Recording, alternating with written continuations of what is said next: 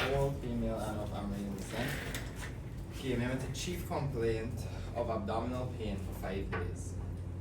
So for her HPI, she's a 14-year-old female patient with no known past medical history who presented to A&E with abdominal pain.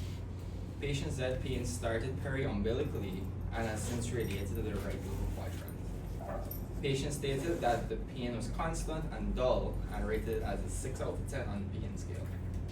Patient reported having 2 episodes of vomit, which was non-bilious, non-bloody, non-projectile, and had food contents.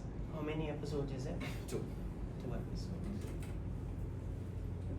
Go ahead. So on Thursday, the patient noted having a subjective fever with loss of appetite. Patient did not use any medication to resolve the pain, however.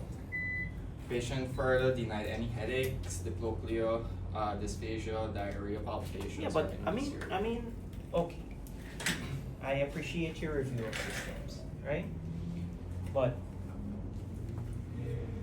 I think one of the main things that I keep saying over and over is that the review of system can be helpful with a wide variety of symptoms, but in cases where you're fairly sure that this is what your diagnosis is, it's just really to rule out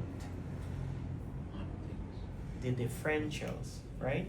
So like if you say to me, this is a 14-year female patient, all the rest of history, and then you go to review of systems and you say something like, okay, the patient denies any abnormal vaginal discharge, right? Or the patient denies like irregular period or burning on urination. You know, like those are review of system questions that help to put you in one direction versus a different direction, right? You know, I just realized like the siren on me in this video, the 12 o'clock lunch siren on me in this. That's fine. So yeah, so it's fine. I'm not saying don't ask broadly in your review system, it's there. But at the same time, the pertinent positives have to come to the front, right? Yeah, let me hear it. So for her past, she had no past medical history, no past surgical history, no family history, no known allergies, no drug history, no transfusion, no trauma, and she doesn't smoke pre-treatment. So when she presented to A&E, her vitals for that at that time were BP 103 over 88, heart rate 6 to 1, respiration rate 22, temperature 36.2, and SpO2 of 100% on room air. So her physical at that time was the patient was seen lying in a supine position, no cardiopulmonary nor painful distress, anecteric, acyanotic, and afebrile. Her mucous membranes were pink and moist, pupils were equal and reactive to light. For respiration, bilateral air re-entry, and no adventitious breath sounds were appreciated. CVS, both S1 and S2 were appreciated, no murmurs were appreciated, and cap refill of less than 2 seconds. So for the abdomen, it was flat, soft, depressible, however it was tender to the right lower quadrant with guarded. No rebound tenderness, no organomegaly, and bowel sounds were appreciated. So in the abdomen, you get right lower quadrant tenderness. And you said no rebound. No rebound, yeah. At what point did you do the examination?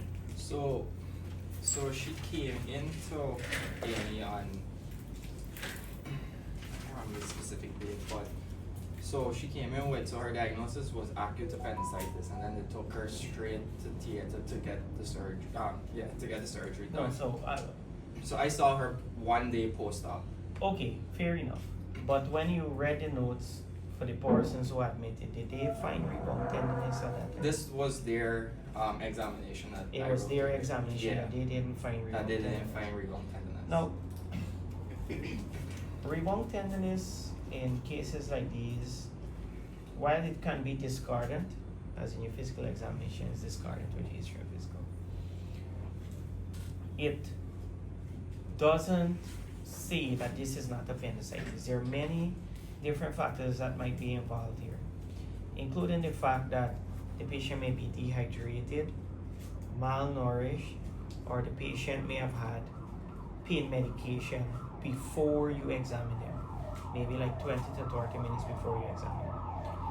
So it is difficult, right? It's difficult for you to see, well, look, this is an appendicitis because you didn't get like this typical rebound tenderness, right? But let's say that you were the doctor, right? And you examine this patient, you get this discardant history and physical examination. What would you do to say to yourself, well, okay, what could I use to make a diagnosis? Like, like fully diagnostic? No. Or To tell yourself, to give yourself an idea that this is exactly appendicitis, or you think you need to do something else. What you would do at this point? So there's like a few more like physical exam tests you could run. So like there's like the Rosving signs where you would I'm not talking about history and physical alone. I'm talking about like anything else that you could use at this point. you can also use a CT. Okay, so you started jumping on a little bit here, but remember we still got lab findings, right? So with your lab findings, we're gonna order in the labs. Well, you could order CBC, And you're looking basically to the WBC. at the WBC, Yeah. right? Good. What else you gonna order? You, oh well, since she's a 14-year-old, you could also order beta HCG. You still get a all-female patient of childbearing age should get a beta HCG, right? And you said a urinalysis, which is good because it could be a bad UTI, right? Yeah. Or a bad infection, something of the sort, right?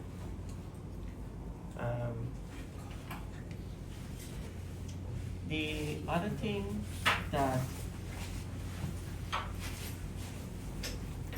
other thing for look at with the labs, it's not important to make a diagnosis, but it's also very important, like if you're uncertain of the diagnosis and you need to move on further.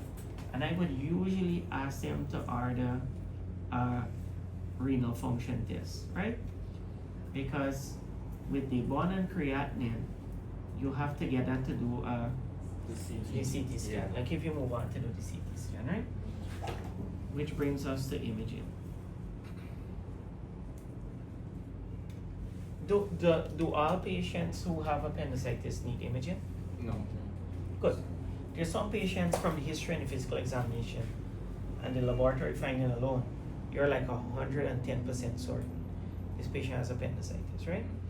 But it's in those few individuals that you are uncertain or you have a discardant history and physical examination that you would go ahead and order imaging. What imaging would you order?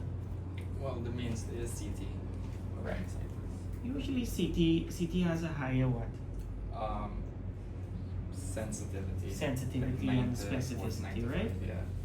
Higher sensitivity and higher specificity. Ultrasound is still useful. In pregnant women too. I read Correct. that they used ultrasounds in them. Well, in pregnant women, you can also use an MRI, right? There are specific shielding methods that can be done for the fetus in case that a patient does need a CT scan. I'm not sure if we practice that here, but it's something that you should know about. Shielding methods for the fetus when you're doing radiographic studies, right? The ultrasound has a less sensitivity, but a high specificity, meaning that it's difficult to pick up on the ultrasound. But if you pick it up, you know for certain it's appendicitis, right? And the MRI is just like the CT scan, high specificity, high sensitivity, right? So,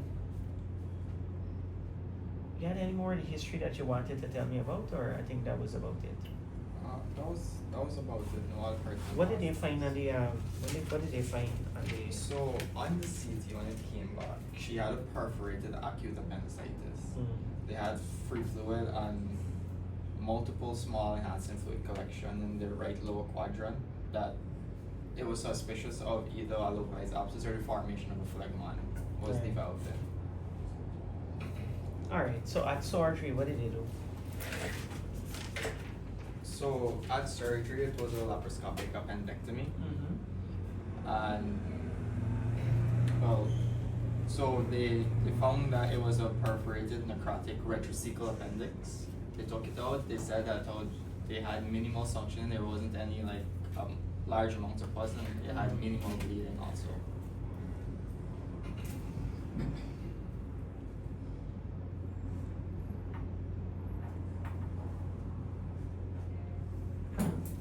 One of the other things too that we didn't really talk about is the Alvarado score, right?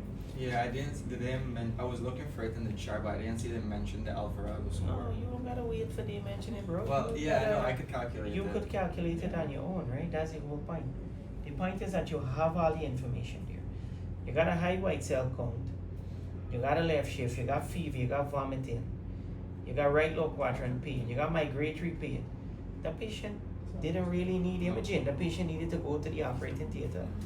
Because remember, the Alvarado score Great. tells you, right? So 1 to 4 is probably not appendicitis, right? Somewhere between 5 to 7 is imaging Imaging. to conform, right? Confirm. And then greater than 7 is Clinic, definitely. Yeah. surgery, right? Surgery. You take the patient to surgery. So now that you have an idea, what are some of the treatment options for appendicitis? So it also depends on the severity. So what's severity? So in terms of a non-complicated appendicitis, I read that you would give non-operative management. So you'd NPO the patient, you start antibiotics. And this is everybody that you read about, like everybody gets this? No. Is this some sort of new gold standard or something? No, not everybody No, gets right. this. No. So the gold standard is still appendectomy, right? Everyone still gets appendectomy. You can do conservative management, all right? And conservative management is done with Specifically. antibiotics, bed rest, intravenous fluids, but it has to be done in a very specific clinical scenario. The patient must have advanced imaging. Example, CT scan, right? So, and your CT scan must show a simple appendicitis. Alright?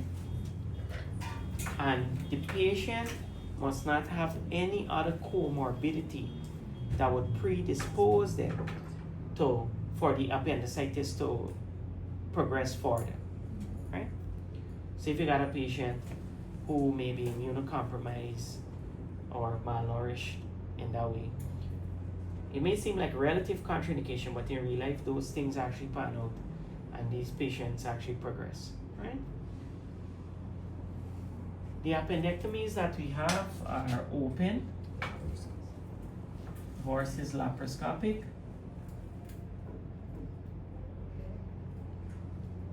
This is becoming more standard these days. It gives you the opportunity to see the entire abdomen, right? When you do a normal incision at McBurney's point, you end up only limiting your view to the area with the appendix, right? But when you put in the laparoscope, you are getting full view of the entire abdomen. So if the patient had a perforated appendix, they would be able to see if they had any collection on the liver, above the spleen, in the pelvis. They'll be able to wash more appropriately. And in the case where you may have not gotten the right diagnosis, it's not appendicitis, they will still be able to explore the abdomen via the laparoscope in order to figure out the right diagnosis. And most time in female patients, that diagnosis is something gynecological, whether it be a ruptured ovarian cyst, PID, PID, UTI. correct. Well, I mean, you can't really say UTI, right? But you could see something like a very large ovarian cyst that could be missed before, a thwarted ovarian cyst, a thwarted ovary, right? So these things, it's laparoscopic approach is helpful with this specific thing. Question. Sure. So from what you would have said now, if I'm asked, I would lean towards the laparoscopic please as the gold standard. But some argument would have arisen with us and some other senior doctor who said open remains the gold standard. So our in this case, based on the explanations you gave, I think I would say that lap is the gold standard. But what is your take about the argument saying that open is the gold standard? So that's, you know, I refrain myself from saying the word gold standard, you know. Okay. If you heard when I explained it before, I said Shifting. we're moving more towards laparoscopic. So laparoscopic is not gold standard as yet, but as the world develops laparoscopic skills and it become more available and accessible, we're moving towards that, right? So I would tell you that if you're asked in an exam, say, okay, which one is gold standard? But you could say that from your reading, it's debatable at this point, but you would prefer laparoscopic, and then you list all of those reasons that I just said, right? Better visibility in the abdomen, better able to wash the abdomen in case of a perforated appendix, being able to identify another pathology that could be the cause of the right lower quadrant pain if you find a normal appendix, you know. So those are some of the explanations you give. I don't want you to feel like there are questions in your exam where you can't give an explanation and people are just going to like disregard you. That will never happen. If you give a good explanation as to why you have this particular stance on this, and I don't see why you can't get marks for it, right? Good. Yeah, so continuing with the management, I also read that, so was very much interval of appendectomy.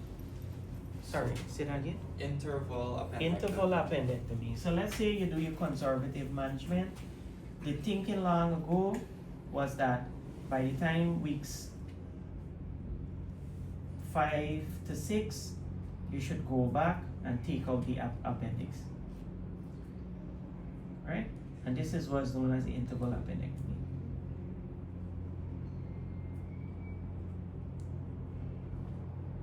This is a controversial topic also. What they've found through numerous studies, especially now that a lot of persons are getting conservative management, including children.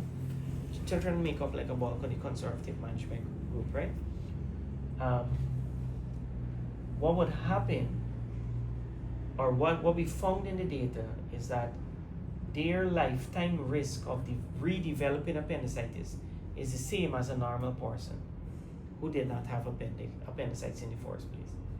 So it's, in a sense, is surgeon preference or patient preference, whichever the patient prefers.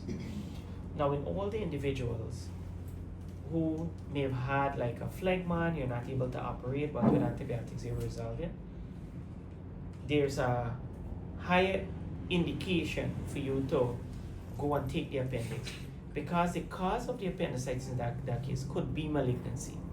So you should take the appendix in that particular situation, right? Anybody else got any questions?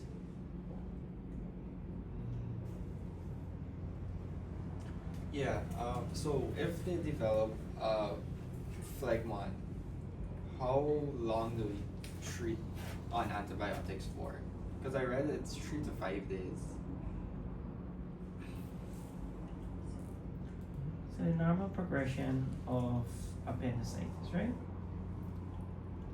Anybody know the normal progression? What could happen? It could Couldn't resolve. porf, It could porph. It could become a phlegmon. You can have an abscess, right? And so the porph could be either contained or it could be free porph, right?